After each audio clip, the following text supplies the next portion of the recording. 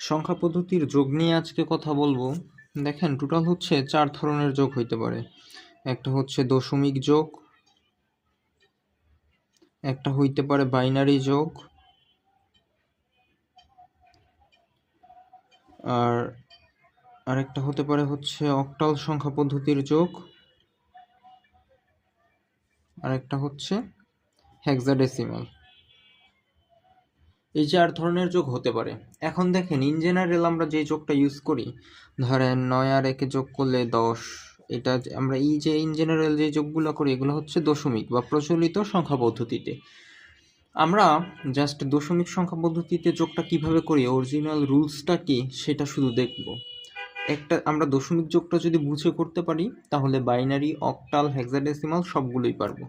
আচ্ছা, প্রথমত দেখেন, আমি হচ্ছে প্রথমে দশমিকের যোগটা করব। ধরেন এই জায়গায় আছে 4 3 আর এই জায়গায় আছে 2 8। আচ্ছা, দেখেন এইটা যদি আমরা করি 8 আর 3 11, এই জায়গায় লেখি হচ্ছে 1, হাতে থাকে 1, এই দিকে ধরে নিলাম 1, 4 আর 2 6 আর 1 হচ্ছে 7, এই যে দেখেন 71, আমরা এইভাবে লিখি। আচ্ছা, আরেকটা করি 22 আর হচ্ছে 43, এই জায়গায় আমরা যেটা করি 3 আর 2 হচ্ছে 5, 4 আর 2 6, এইরকম। আচ্ছা, এখন কোশ্চেন হচ্ছে এই কাজটা আসলে কেন করি, একটু ভালোভাবে লক্ষ্য করবেন। দেখেন, 8 আর 3 যোগ করলে হয় 11, কিন্তু আমরা 11 না লিখে 1 লিখি। কারণ হচ্ছে দেখেন, এই যে আমাদের দশমিক সংখ্যা পদ্ধতি, দশমিক সংখ্যা পদ্ধতিতে বেস হচ্ছে 10। এই যে দেখেন, এগুলার বেস হচ্ছে 10। দেখেন, যখন 10 হয়ে যায় তখন আপনি এটাকে 0 কনসিডার করেন, আর যখন 10-এর চেয়ে বেশি হয় তখন হচ্ছে 10-এর চেয়ে কত বেশি সেটা কাউন্ট করেন এবং ওইটা লেখেন, এবং 10-এর সমান, বেসের সমান বা তার চেয়ে বেশি হলে আপনি এই যে হাতে 1 বা ক্যারি যেটা, এটা বিবেচনা করেন। একটু ভালোভাবে বোঝার চেষ্টা করেন। আমরা যদি এই জায়গায় একটু রুলসটা লিখি, জাস্ট দশমিক যোগটা যদি ভালোভাবে বোঝেন তাহলে বাকিগুলা হচ্ছে অটোমেটিক্যালি হয়ে যাবে। দেখেন, প্রথম রুলস হচ্ছে যোগফল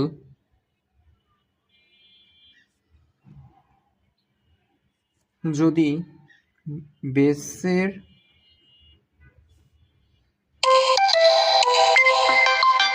দেখেন, যোগফল যদি বেসের সমান হয় তাহলে রেজাল্ট লিখবেন হচ্ছে কত, 0। আর দেখেন, এরপরে হচ্ছে বেসের চেয়ে যত বেশি হবে সেটা হচ্ছে রেজাল্ট হবে। বেসের চেয়ে যত বেশি হবে সেটা কাউন্ট করবেন, সেটা রেজাল্ট হিসেবে লিখবো আর কি।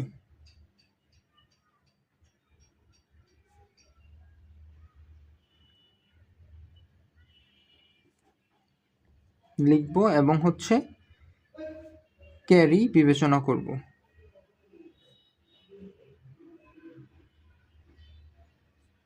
এখন দেখেন, এই অনুসারে যদি আমরা করি, দেখেন আমাদেরকে ধরেন বলা হলো 35 আর এদিকে হচ্ছে 88।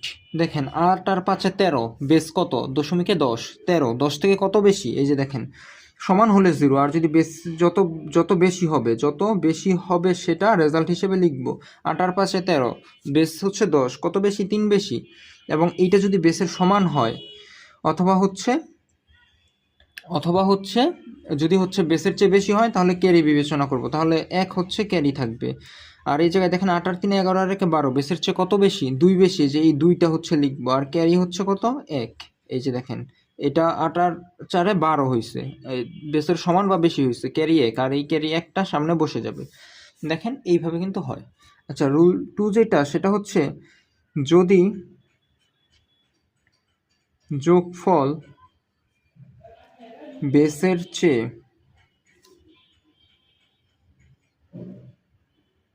কম হয় তাহলে সেটাই যোগফল হিসেবে লিখে দিব।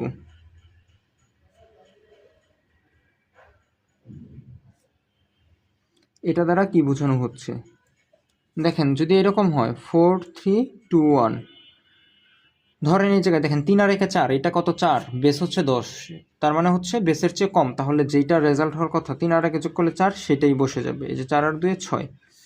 দেখেন এই হচ্ছে ডেসিমাল সংখ্যা পদ্ধতির যোগের নিয়ম। এখন আপনি এই সংখ্যা পদ্ধতির যোগের নিয়ম যদি বোঝেন তাহলে বাকি সবগুলোই বুঝবেন।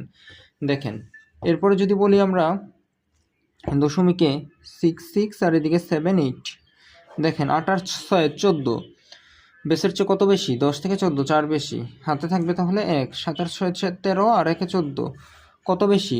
আবারও 4 বেশি, তাহলে ক্যারি 1 থাকবে না, এই একটাই যে সামনে। আমরা এখন যেটা দেখব সেটা হচ্ছে বাইনারি যোগ। দেখেন বাইনারি যোগের ক্ষেত্রে যদি বলি 1 0 1 1, এদিকে 1 0 1 1, তাহলে দেখেন এখন যদি আমরা যোগটা করি তাহলে দেখেন কি হবে। প্রথমে চিন্তা করতে হবে বাইনারির বেস কত। বাইনারির বেস হচ্ছে 2, তাহলে দেখেন বেসের সাথে যদি মিলে যায় তাহলে রেজাল্ট 0 হবে, আর বেসের চেয়ে যত বেশি হবে সেটা কাউন্ট হবে, আর বেসের সাথে মিলে গেলে বা এর চেয়ে বেশি হলে ক্যারি 1 থাকবে। 1 আর 1 যোগ করলে কত হয়? 2, বেসের সাথে মিলে গেছে তার মানে 0, ক্যারি আছে 1। 3টা 1 যোগ করলে 3, বেসের চেয়ে কত বেশি? 1 বেশি, তাহলে আবার ক্যারি থাকবে 1। এই যে দেখেন এই 1 হচ্ছে 1 এর সাথে 2টা যোগ করলে 1ই, আর 2টা 1 যোগ করলে কত? 2, বেসের সাথে মিলে গেছে তার মানে 0, আর ক্যারি 1 আছে, এই যে 1 বসে গেছে। এটা হচ্ছে বাইনারি যোগ। আশা করি বুঝতে পেরেছেন। এরপরে দেখেন যদি বলি অক্টাল যোগ, এই যে দেখেন যদি অক্টাল যোগ বলি, অক্টাল যোগের ক্ষেত্রে দেখেন ধরেন বললাম 4 4 আর এদিকে হচ্ছে 4 7, তাহলে দেখেন অক্টালের বেস হচ্ছে 8, 8-এর সাথে মিলে গেলে 0 হবে, 8-এর চেয়ে যত বেশি হবে সেটা কাউন্ট করব। 7 আর 4 কত? 11, বেসের চেয়ে কত বেশি? 8 থেকে 3 বেশি, যে 3 লিখলাম, ক্যারি থাকবে 1। 4 আর 4 কত? 8, 8 আর 1 9, বেসের চেয়ে কত বেশি? 1 বেশি, আবার ক্যারি কি 1 থাকবে না? কারণ বেসের সমান বা এর চেয়ে বেশি হলেই ক্যারি 1 থাকবে।